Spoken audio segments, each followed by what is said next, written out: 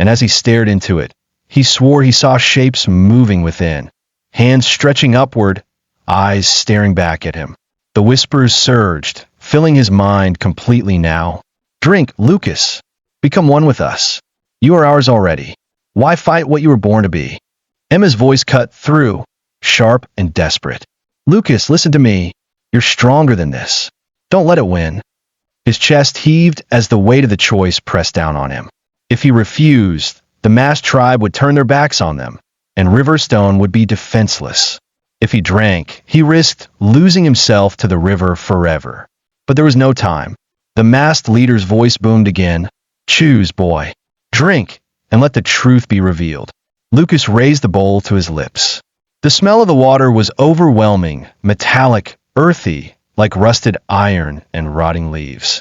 His stomach twisted as he took the first swallow. The world spun instantly. He was no longer in the forest. He was standing waist-deep in the Missouri River, its waters black and endless under a starless sky. The stranger stood across from him, his burning eyes piercing the darkness. "You see now," the stranger whispered, his voice echoing from the water itself. "You were never theirs. You were always mine." The river swelled around him, pulling at his body, tugging him downward. Countless pale hands reached up from the depths, clawing at his legs. The whispers roared in unison. "Join us. Join us. Join us." Lucas screamed, thrashing against the pull. For a moment, he felt himself slipping, his mind drowning in the tide. But then, a voice broke through the noise. Emma's voice. "Lucas, come back. Don't leave me." It cut through the whispers like lightning. He clenched his fists, fighting against the hands dragging him down. "No," he shouted. "I am not yours." A blinding white light split the darkness. The water recoiled. The stranger hissed, his form twisting, unraveling like smoke. And then Lucas gasped, collapsing back into the real world. The bowl shattered on the ground, black water spilling across the dirt. The masked figures stepped back, murmuring to one another. The leader raised his staff again, his voice deep and certain. "He has resisted. The river does not own him. He is marked, but he is not bound. The boy may yet fight the deep one." Emma knelt beside Lucas, her arms wrapped around him as he trembled violently. She whispered through tears, "I told you you're stronger." But as Lucas lifted his head, his eyes still glowed faintly green in the darkness. The whispers had not left him completely. The stranger by the river. The circle of masked figures remained silent, their carved wooden faces reflecting the pale moonlight. Lucas sat on the damp earth, trembling, Emma's arms wrapped around him tightly. His chest rose and fell in sharp, ragged breaths, and though he was back in the forest, the river's whispers still lingered faintly in his mind like an echo that refused to fade. The leader of the masked tribe lowered his staff. "The boy resisted," he declared. "That alone proves he is not lost. But the mark of the river remains. He is both a weapon and a danger." Sheriff Callahan stepped forward, his hand resting on the grip of his revolver out of instinct, though he knew it was useless here. "Then tell us what the hell we're supposed to do. The river's already tried to tear this town apart once. Next time, we won't survive unless we know how to kill it." The leader's masked face tilted toward him. "You do not kill the river. You bind it. You silence it with the rites of fire, blood, and earth. That knowledge was stolen when your people built their cursed house on sacred land. But some of it remains with us." Mrs. Whitmore's voice trembled with urgency. "Then teach us, please. If the boy is our only chance, we must know." The masked figures exchanged quiet murmurs. Finally, the leader lifted his staff again, and the tribe parted, opening a narrow path deeper into the woods. "Kulme, if you wish to fight what sleeps beneath the Missouri, you must see where the first seal was placed. Only then will you understand what is required." They followed in tense silence. Torches lit their way, casting flickering light across towering trees that seemed to lean inward, listening. The path wound deeper until they reached a clearing where the earth itself seemed scarred. Blackened stones jutted from the ground in a circle, their surfaces carved with ancient symbols. The air here felt heavier, as though the ground itself remembered the rituals of centuries past. The leader gestured to the stones. Here is where was bound long before Riverstone was ever dreamed of. The deep one tried to rise, whispering to our ancestors as it now whispers to your boy. It was sealed with fire and sacrifice. But when the settlers came, they desecrated the place, tearing stones from the river to build their homes. That house on the bank, the cursed stone house, was made from these very pieces. That is why it called to the stranger. Lucas shivered, staring at the blackened circle. His pulse thudded in his ears. As he stood there, he could almost hear it, a faint echo deep beneath the ground. Lucas, come closer. Emma touched his arm quickly, pulling him back. Don't listen. You're stronger than that. The leader continued. To silence it again, the seal must be restored. The stones must be returned to the river with fire, and bound with the blood of one who carries the mark. Emma's eyes widened. Blood? You mean? She turned to Lucas, horrified. They mean you. The whispers in Lucas's head surged instantly, twisting her words into poison. Yes, Emma fears you. She knows you belong to us. Give yourself, and the suffering ends. Lucas clutched his temples, fighting the voice. I'm not yours, he shouted into the empty clearing. The tribe watched in silence, as though measuring his strength. Mrs. Whitmore stepped forward, her frail figure lit by torchlight. If it requires blood, then it should be mine. I am old. Let me be the one. But the leader shook his head. It must be the marked one. The boy carries the voice of the river. Only his blood can weigh against it. The words fell like a stone in Lucas's stomach. He felt Emma's hand slip into his, squeezing tightly, her eyes filled with tears. No, we'll find another way. The sheriff's jaw tightened. He had spent his life upholding law and order, but this was something beyond rules, beyond reason. He looked at Lucas with a mixture of pity and admiration. Kid, you've got guts, but I'll be damned if I let this town sacrifice you without a fight. The leader's voice cut through the rising tension. If he does not choose, the river will rise again. And next time, no fire, no walls, no prayers will stop it. The forest went still. The torches flickered. And from a distance, carried faintly on the night air, came the sound of rushing water, louder than it should have been. The Missouri was swelling again, as though it had heard their words and was already rising to answer. Lucas closed his eyes, the whispers in his head surging into a chorus. Choose us, Lucas. Join us, and you will never be afraid again. He opened them to see Emma's desperate gaze fixed on him, her voice breaking. Don't listen. You're not theirs. You're mine. Lucas's heart pounded. The choice loomed closer with every heartbeat. The stranger by the river. The sound of the river swelling carried through the trees, low and relentless, like a drumbeat growing louder with every breath. The masked figures tightened their circle. Their wooden faces turned toward Lucas, as if waiting for him to speak. The torches sputtered in the damp air, but their flames leaned toward him, as though even the fire itself recognized the choice before him. Lucas's hand shook as he held the bone necklace, its faint vibration pulsing in rhythm with his heartbeat. The whispers pressed harder than ever, pouring through his mind like floodwater. Why fight us, Lucas? You were chosen. The seal was broken for you. Give yourself, and your town will be spared. Emma clung to his arm. Her voice cut through the storm in his head. Lucas, don't listen. They're lying. They always lie. You're not theirs. You never were. For a moment, he felt torn apart between the two voices, Emma's desperate plea and the river's terrible promise. His body trembled, sweat beading on his forehead despite the cold night air. The masked leader raised his staff, his voice deep and final. The river rises even now. If the boy does not bleed, your town will drown. This is the law of the seal. This is the price. Sheriff Callahan stepped forward, fists clenched, revolver heavy at his side. I've heard enough of this. He's a kid. He's not some sacrifice to your old gods. We'll find another way. The leader's masked face turned toward him slowly. You speak as though you understand the river. You do not. You settlers bound it with stone and fire, but you never silenced it. You left it hungry, and now the boy carries its hunger inside him. At that, Lucas staggered back, his breath catching. He wanted to deny it, but he couldn't. He could feel it deep inside. The whispers weren't just voices anymore. They were part of him. Emma saw his fear and gripped his hands tightly. No, you're not the river. You're Lucas, and you're stronger than it. Mrs. Whitmore's frail voice broke the tension. There may be another way. All eyes turned toward her. She stepped into the torchlight, her face pale but resolute. Long ago, my grandmother told me of the binding of two. The river feeds on one life at a time.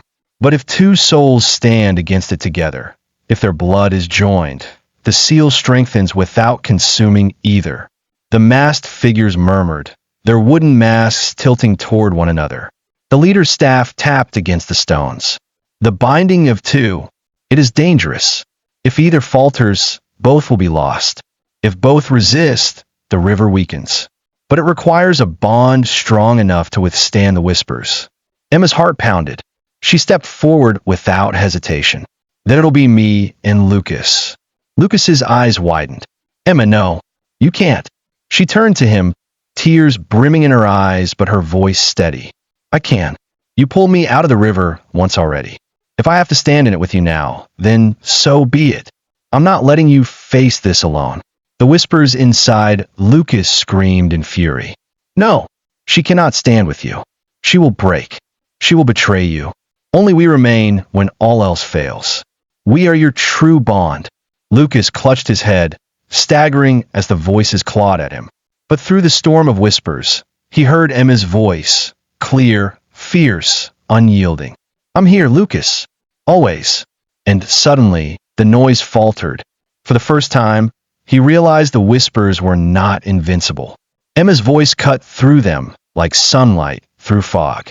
The leader raised his staff high, the symbols carved into it glowing faintly. If this is your choice, then the binding will begin. Two souls against the river. Together, or drowned together. The masked figures began to chant in low, rhythmic tones, circling the stone ring. The torches flared brighter, casting wild shadows that danced across the scarred ground. Emma squeezed Lucas's hand, her eyes locked on his. We can do this. Don't let go. Lucas swallowed hard, fear and determination battling inside him. I won't. Not ever. The leader brought the staff down with a thunderous crack against the earth. The ground shook, and from deep below, the river answered with a roar. The ritual had begun, and the Missouri River was listening. The stranger by the river. The chanting of the masked tribe rose in a steady rhythm, deep and resonant, vibrating through the stones of the ancient circle. The torches blazed higher, their flames bending inward toward Lucas and Emma, as though pulled by some unseen force. The air grew thick, heavy with a pressure that made it hard to breathe. Even Sheriff Callahan, a man who had stared down criminals and death in his years of service, felt a chill crawl down his spine.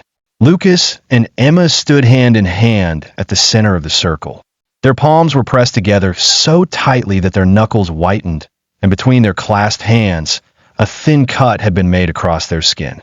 Their blood mingled, dripping slowly onto the cracked earth. The leader of the masked tribe lowered his staff, his voice booming like a thunderclap. Two souls, bound in defiance of the river. If their bond holds, the seal shall strengthen. If it breaks, both will be swallowed. At once, the ground trembled beneath their feet. A deep roar echoed from below, shaking the trees that bordered the clearing. The Missouri itself seemed to answer, its distant waters thrashing louder, as though furious at being challenged. Lucas staggered as the whispers flooded into his mind, stronger than ever before. Foolish boy, she cannot protect you. She will fail. Give yourself and the pain ends. He clenched his teeth, squeezing Emma's hand tighter. No, I won't listen. But the voices shifted, sly and venomous. Emma doubts you. She is afraid. Look into her eyes, Lucas. She will abandon you to save herself. For a moment, he almost faltered. His breath quickened, fear clawing at his chest. He turned toward Emma, searching her face. She was pale, trembling, but her eyes never left his. And in those eyes, he saw no fear of him.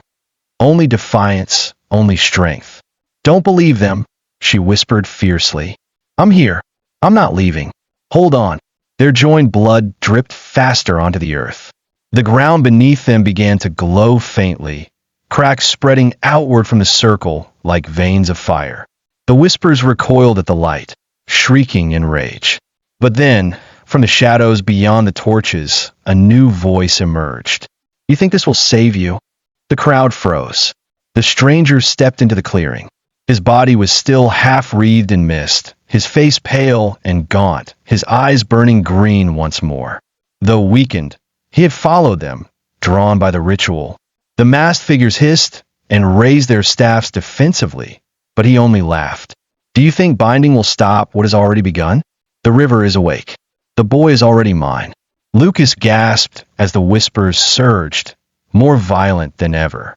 His knees buckled, and Emma cried out, wrapping both arms around him to keep him upright. The stranger stepped closer, his voice cutting through the chants. Join me, Lucas. Together we will drown this world and build a new one from the flood.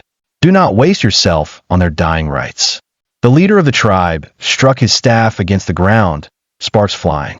Stay back, Riverborn. But the stranger spread his arms, shadows spilling from his body like smoke. You cannot keep him from me. His blood already sings with the river. He will choose us. Lucas's vision blurred. His mind was a battlefield. Emma's voice anchoring him on one side, the whispers pulling him on the other. His body shook violently, caught between two fates. Emma pressed her forehead to his, tears streaking down her cheeks. Fight, Lucas. I'm here. I'm with you. It's us against everything, remember? For a heartbeat. Her words burned brighter than the whispers. Lucas gasped, clinging to her voice, her warmth, her strength. And with a sudden roar, he shouted, I choose her. The earth split open beneath the circle. A column of white fire erupted upward, blasting the shadows back. The stranger screamed, his form flickering, unraveling under the light. The torches blazed higher, the chanting grew louder, and the stones themselves seemed to tremble with power. The Missouri River howled in fury, its waters thrashing, rising, spilling over its banks. Trees bent as though in a hurricane. But in the circle, Lucas and Emma stood firm, their joined hands glowing with the same light that split the earth. The stranger staggered, his voice breaking into a furious hiss. This is not the end. The river never dies. I will return. I will. His form burst apart into smoke, carried away on the wind, dissolving into the night. And then silence. The chanting ceased. The torches dimmed. The earth stilled. Lucas collapsed to his knees, Emma holding him tightly. He was pale, trembling, but alive. The leader of the tribe lowered his staff. His deep voice carried through the clearing. The seal is restored. For now, Riverstone is safe. But even as the words left him, Lucas heard one final whisper in the back of his mind, faint but unyielding. Safe for now. The stranger by the river. The clearing was deathly quiet after the ritual. Smoke curled slowly from the cracks in the earth where the white fire had erupted, and the torches guttered low, their flames tired, as if they too had spent all their strength. The masked tribe stood motionless, their wooden faces turned toward Lucas and Emma, who knelt in the center of the circle, still clinging to each other. Lucas's body trembled, his breath ragged. He could feel Emma's heartbeat against his own, the warmth of her hands keeping him anchored in a world that had nearly slipped away. He wanted to believe it was over. He wanted to believe the whisper had finally died. But deep in the back of his mind, a faint echo remained, quieter than before, but still there. Safe for now. The leader of the masked tribe raised his staff and spoke solemnly. The seal holds once more. The stranger is gone. The deep one slumbers again beneath the river. But you, boy, are marked forever. You are the bridge between this world and the river. That bond cannot be broken. Sheriff Callahan stepped forward, brushing mud from his coat, his jaw tight. So what does that mean? That he's cursed for life? That the river can just come knocking again whenever it pleases? The leader's carved mask tilted toward him. It means he is both danger and defense. The river will call to him, but through him, you may yet fight it when it rises again. Emma's grip tightened on Lucas's hand. Then we'll fight it together. You said it yourself. Two souls bound are stronger than one. He's not alone anymore. For a long moment, the leader was silent. Then he struck his staff against the ground. So be it. You are bound by blood and spirit. If you falter, Riverstone will fall. If you endure, the Deep One will sleep longer than it has in generations. Mrs. Whitmore, pale and weary but resolute, stepped closer. Her eyes glistened in the firelight. Then we must prepare. We can't just wait for it to return. We must be ready. The leader nodded slowly. The rites must be remembered. The tools of fire, earth, and blood must be guarded. And the boy must learn to wield what he carries inside him. Not as a prisoner of the river, but as its enemy. Lucas's chest tightened. He looked down at his trembling hands. But what if I can't control it? What if the whispers take me over next time? Emma turned his face toward hers, her eyes fierce, unwavering. Then I'll pull you back, just like tonight. Every time. The sheriff sighed, adjusting his hat. Well, that's settled then. You two are the town's shield now. I'll do my part, but God help us if this all falls on kids. The massed tribe began to withdraw, their chants fading into the forest as silently as they had come. The leader lingered at the edge of the clearing, his voice low and final. Remember, the river never dies. It waits. It listens. And one day, it will rise again. When they were gone, only the crackle of the dying torches remained. Lucas and Emma sat together in the damp earth, exhaustion heavy on their shoulders. Emma rested her head against his. We survived. Lucas closed his eyes. He wanted to believe her. But as he drifted in and out of consciousness, he felt the faint pull of the Missouri, calling him still, a whisper beneath the silence. Next time, you will not resist. And in his heart, he knew the battle had only just begun. The stranger by the river. The days that followed the ritual passed in uneasy silence. Riverstone began to rebuild. Docks were repaired, fallen trees cleared from the roads, and broken windows patched. Outwardly, life seemed to creep back to normal. But underneath, the town carried a wound that would not heal. Every time the river rushed louder than usual, people flinched. Every time fog rolled in from the water, doors were bolted, lamps lit through the night. Lucas tried to return to normal life too. He helped his father stack wood behind the house, sat with Emma at the library as she flipped through old books, even joined Sheriff Callahan on his patrols once or twice. But none of it dulled the weight pressing against his chest. The whispers hadn't vanished. They were quieter now, yes, not a storm, but a steady drip. And that was worse in some ways. They lingered at the edges of his thoughts, waiting for moments of weakness to slip in. Lucas, you are ours. You cannot hide behind her forever. At night he would wake drenched in sweat, Emma's voice the only thing pulling him back. Sometimes he heard her whispering his name as she sat beside his bed, refusing to sleep until he calmed. He didn't tell her that sometimes the whispers spoke with her voice too, mocking, cruel, twisting her words into poison. One evening, Sheriff Callahan arrived at the Whitmore house, his face grim. He set a wet newspaper down on the kitchen table. The headline read, "Unnatural fish deaths reported along Missouri River." Beneath it was a photograph of dozens of pale, bloated fish washed onto the shore. "It's starting again," Callahan said, his voice low. "Not here yet, this was 50 miles downstream. But the river's stirring." Emma frowned, flipping through the pages. Couldn't it just be pollution? Chemicals from the mills? Mrs. Whitmore shook her head slowly. "No, this is how it begins. The Deep One stirs before it rises. The river chokes on itself, rejecting what lives in it." Lucas clenched his fists, his stomach twisting. He had felt it too.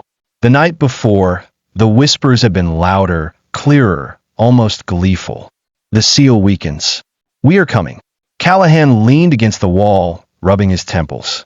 If the tribe was right, then the seal's only as strong as you two. He nodded toward Lucas and Emma. "If it's cracking already, we need to know why." Emma reached across the table, grabbing Lucas's hand. Maybe it's because the river's still tied to him. Maybe it's pulling through him." The room fell silent. Lucas swallowed hard, his throat dry. If that's true, then I'm the reason it's still alive. Mrs. Whitmore's eyes glistened in the lantern light. No, child. You are not the reason. You are the weapon. The river wants to use you, yes. But that bond can also be turned against it. The question is whether you're strong enough to hold it back. Lucas wanted to believe her, but deep inside, fear gnawed at him. Each night, the voices seemed a little stronger, and he felt himself slipping closer to them. What if one night Emma couldn't pull him back? What if he woke up and he wasn't himself anymore? That night, he wandered down to the riverbank alone. The Missouri stretched wide and dark, the moonlight rippling faintly across its surface. He closed his eyes, listening. The whispers came instantly, smooth and seductive. Why fight, Lucas? You could end this struggle. You could rule the water, not fear it. We will make you more than human. We will make you eternal. Lucas gritted his teeth, whispering back, I'll never be yours. But the river laughed, its sound carried in the gentle lapping of waves. You already are. Behind him, Emma's voice broke the silence. Lucas. He turned, startled, to see her standing at the edge of the trees, her lantern glowing faintly. She walked to his side, slipping her hand into his. Don't come here alone, not when it's calling you. He nodded, though his gaze lingered on the water. It's getting stronger, Emma. I don't know how much longer I can fight it. She squeezed his hand, her voice steady. Then we'll fight it together, whatever comes. As she spoke, a cold wind blew across the river, carrying with it the faintest of sounds, a child's laughter, twisted and hollow. Lucas froze, his blood running cold. Emma's lantern flickered. The Missouri was waking again. The stranger by the river. The laughter carried across the water like broken glass, faint at first, but rising, echoing in strange patterns as though the river itself were mocking them. Emma clutched Lucas's hand tighter, her lantern trembling in her other fist. The sound didn't belong to any child they knew. It was hollow, warped, like a voice dragged from the depths. Lucas's chest tightened. The whispers surged in his mind, weaving through the laughter. You hear us. You belong to us. Soon the town will hear too. Soon they will drown with you. Emma yanked him back from the water's edge. Lucas, we need to leave. Now. But his feet felt rooted in the mud, his body heavy, his mind torn between Emma's voice and the call from the river. For a terrifying second, he leaned forward as if stepping into the dark current. Emma slapped him hard, snapping him out of the trance. Stay with me. Don't you dare let it take you. Lucas gasped, blinking rapidly, his breath ragged. The whispers retreated slightly, but their echo remained, taunting. They hurried back through the trees, the lantern casting wild shadows on the trunks. By the time they reached Mrs. Whitmore's house, Sheriff Callahan was already waiting on the porch, arms crossed, jaw clenched. He had seen the fear on their faces before they even spoke. What happened? He demanded. Lucas wiped his face with a trembling hand. It's stronger. I heard it again, clearer than ever. And this time, his voice faltered. It wasn't just whispers. It laughed. Mrs. Whitmore's eyes darkened. The seal is failing faster than I feared. It is testing the edges, pushing through the cracks. If it has begun to mock, then it knows its power is growing. The sheriff swore under his breath. We don't have time to wait around for it to crawl out of the river again. If there's something we can do, we do it now. The old woman nodded slowly. Then we must return to the tribe. They alone hold the rest of the rights. But be warned, the river will not let you reach them easily. It will send its servant again. Emma's face paled. The stranger. Mrs. Whitmore nodded. He is its mouth, and he will rise wherever the water touches. That night, the four of them packed provisions and set out before dawn, heading deeper into the forest. The sheriff drove his truck until the roads gave out, and from there, they traveled on foot, lanterns and flashlights cutting narrow beams through the trees. The air was thick, damp, carrying the smell of the Missouri, though the river itself was miles away. Lucas lagged behind at times, his steps faltering as the whispers pressed harder in his skull. Turn back. Leave them. We will carry you to greatness. She will drag you down. But every time he stumbled, Emma was there, her hand steady at his arm, pulling him onward. By the second night, they camped near a ridge overlooking the river valley. The water below gleamed silver in the moonlight, deceptively calm. But none of them could sleep. The air was charged, electric, as though the river was aware of their presence. Sometime past midnight, Lucas sat awake by the fire, staring into the flames. Emma slept beside him, her head resting on her pack, her breathing soft. For a moment, he let the warmth of her presence steady him. Then, from the trees, he heard it. A voice. Low. Familiar. Lucas. He froze, blood running cold. The voice was not in his head this time. It was outside in the dark. Slowly, he turned. At the edge of the firelight stood the stranger. His pale face glowed faintly, his coat dripping as though he had just climbed from the river. His eyes burned green, brighter than before. Emma stirred in her sleep, but Lucas raised a trembling hand, silencing her before she woke fully. The stranger smiled, his voice a chorus of whispers layered into one. You bound me once. You think that makes you strong. But you're bound to me too. Every night you resist, you feed me. Every whisper you hear, you give me life. Lucas's hand shook, rage and fear battling in his chest. Stay away from her. Stay away from all of us. The stranger stepped closer, his form flickering in and out like smoke. I don't want her. I want you. And one night, when you're too tired to fight, you will walk willingly into the river. You will beg me to take you. Emma bolted upright, her eyes locking on the figure. Stay away from him, she shouted. The stranger's grin widened, his burning eyes flicking between them. Ah yes, the bond. Sweet, fragile, human love. Do you really think it will save him? No, child. Love cannot silence the river. It only makes the loss more painful. Then, before they could move, his body dissolved into mist, scattering into the night air. The whispers lingered like a curse. Soon, Lucas. Soon. Lucas sat frozen, the fire crackling between them, his heart pounding in his chest. Emma reached for his hand, her voice shaking but firm. He's wrong. We'll find a way. I promise. But Lucas wasn't sure anymore. Deep inside, he feared the stranger was right. Because the more he fought, the louder the river seemed to call. The stranger by the river. The fire sputtered low, its embers glowing like scattered stars in the darkness. Lucas sat rigid, his eyes locked on the place where the stranger had stood only moments before. His heart still raced, though the forest had gone quiet again, too quiet, as if the trees themselves were holding their breath. Emma sat beside him, clutching his hand tightly, her face pale but determined. Sheriff Callahan was awake now, pistol drawn, scanning the shadows with narrowed eyes. Mrs. Whitmore stirred from her blanket, her old bones stiff, but her eyes sharp and knowing. He came again, didn't he? She asked in a low voice. Lucas nodded, his throat dry. He said, every time I fight him, I make him stronger. Let the whispers feed him.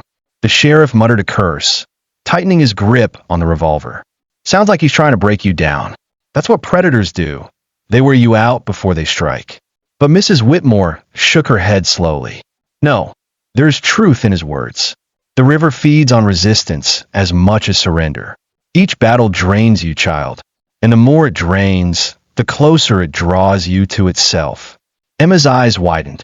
Then what do we do?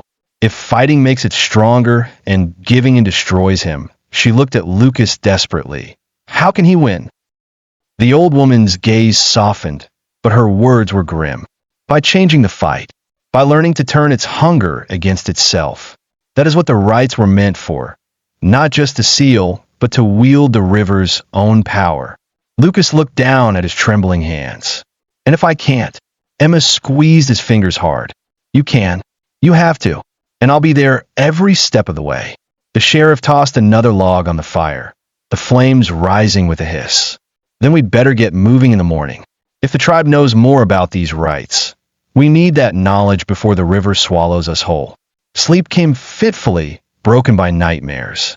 Lucas dreamed of walking through Riverstone streets, the water rising around his ankles, then his chest, then over his head. The townsfolk watched from their windows, their faces blank, whispering his name as the stranger's green eyes glowed beneath the flood. When morning came, the forest was blanketed in mist so thick it swallowed the path ahead. They pressed on, following the faint trails marked by the tribe. The woods grew darker as they walked. The trees twisted, the air damp and heavy. Every step felt like walking deeper into the river's breath. By midday, they reached another clearing, this one marked with stones arranged in a spiral. Strange carvings etched into them glowed faintly, as if alive. The tribe was waiting. The leader approached, his carved mask casting long shadows in the fog. "You have seen him again," he said, though it wasn't a question. Lucas nodded. He said, "I'll give in. That one day, I'll walk into the river on my own." The leader raised his staff. "That is the river's promise. It waits, patient, certain. But there is a way to bind its hunger, to make its whispers yours instead of its own." Emma's voice shook but was steady. "Then teach us. Please. We can't hold it off forever." The masked figures began to chant, their voices weaving through the mist. The leader drew a circle in the dirt with the end of his staff. Inside, he placed 3 objects, a black stone, a bowl of river water, and a knife carved from bone. "The rite of inversion," he said. "To wield the river's voice against itself, you must drink from it willingly, not as victim, but as master. If you succeed, the whispers will bend. If you fail, you will drown in them." Emma's hand tightened around Lucas's. "No, he's too weak already. You can't ask him to do this now." The leader's voice was unyielding. "There is no choice. The river rises even as we speak. If he does not turn its call, the town will fall within days." The sheriff looked at Lucas, his weathered face grim. "Kid, I don't like it either. But she's right. It's this or nothing." Lucas's chest heaved. He stared at the objects in the circle, feeling the pull of the water even before he touched it. The whispers stirred eagerly in his mind. "Yes, Lucas. Drink. Join us at last." He closed his eyes, Emma's voice anchoring him. "You're not alone. Whatever happens, I'll be right here." When he opened them again, he stepped into the circle. His hand shook as he picked up the bowl of black water, its surface rippling though there was no wind. The chanting grew louder. The firelight flickered. The air itself seemed to lean in. Lucas lifted the bowl to his lips and drank. The stranger by the river, final part. The black water burned as it slid down Lucas's throat, colder than ice, yet heavier than stone. For an instant, the world vanished. The clearing, the tribe, even Emma's desperate face, all gone. He was standing once more in the river, waist deep, under a sky without stars. The stranger waited for him there. His pale face gleamed with unnatural light, his green eyes searing through the dark. Around him, countless hands reached from the black water, clawing upward, pulling at Lucas's legs. "You drank," the stranger whispered, his voice layered with 1,000 echoes. "At last you are mine. No more resistance. No more false bonds. You belong to the river." The voices roared in Lucas's mind, louder than ever, threatening to split him apart. He sank deeper, the water rising to his chest. For a moment, he felt himself giving in. But then he felt something else. Warmth. A hand gripping his, steady and unyielding. He turned, and Emma was there, standing in the black water beside him. She shouldn't have been, but somehow she was. Her eyes burned with fierce defiance, her presence pushing back against the cold. "You're not his," she said firmly, her voice cutting through the whispers like fire through fog. "You're mine. You're ours." Lucas, fight. The stranger's grin faltered. "She cannot stand here. She is weak. She will break." But Emma squeezed Lucas's hand tighter, and suddenly the whispers wavered. The water surged angrily, waves crashing around them. But Lucas no longer felt alone. He felt her strength flowing into him, steadying him against the tide. He lifted his head, staring into the stranger's burning eyes. "You're wrong. I don't belong to the river. I never did. I belong here with her, with my people. And you," he tightened his grip on Emma's hand. "You belong back in the dark." The stranger hissed, his form flickering like smoke in the wind. "No, you cannot silence the river. It never dies." Lucas shouted, his voice ringing across the endless water. Then drown in it. Light exploded from the bone necklace at his chest, brighter than the sun. It seared through the black waves, cutting through the hands, tearing the whispers apart. The stranger screamed as his body unraveled, consumed by the same darkness he had commanded. His burning eyes flickered once, twice, then vanished into the depths. The river roared one final time, a sound of fury and defeat, before collapsing into silence. The black water drained away, the endless void dissolving into nothingness. When Lucas opened his eyes, he was back in the clearing, gasping for air, the shattered bowl lying at his feet. The massed tribe had fallen to their knees, chanting in awe. Emma knelt beside him, tears on her cheeks, but a fierce smile on her face. "You did it," she whispered. "You beat him." The leader of the tribe raised his staff, his voice carrying through the night. The inversion is complete. The whispers are silenced. The deep one sleeps once more, bound not by fear, but by defiance. The river is quiet. For the first time in weeks, Lucas's mind was silent. No whispers, no laughter, only peace. Sheriff Callahan let out a long breath and holstered his revolver. "Well, I'll be damned. Guess we live another day." Mrs. Whitmore, her eyes shining with pride, touched Lucas's shoulder. "You've done what no one before you could. You turn its hunger against itself. But remember, child, the river never dies. One day it may rise again, and when it does, it will look for you." Lucas nodded slowly. He knew she was right, but he also knew something else. He was no longer afraid. The tribe dispersed into the forest, their chants fading into the night. The four of them, Lucas, Emma, Callahan, and Mrs. Whitmore, made their way back toward Riverstone as dawn broke. The first rays of sunlight glistened on the Missouri, its waters calm, its surface reflecting the sky like glass. For the first time in a long time, the river looked like just a river. Emma slipped her hand into Lucas's. He smiled faintly, exhaustion heavy in his bones, but relief in his heart. "Think it's really over?" she asked softly. Lucas stared at the shining water, his voice quiet but steady. "For now." And together, they walked back toward their town, leaving the whispers behind them, silent, buried deep beneath the river, where they would wait for another age. But in the hearts of Riverstone's people, a new truth had been born. The river remembers, but so do they.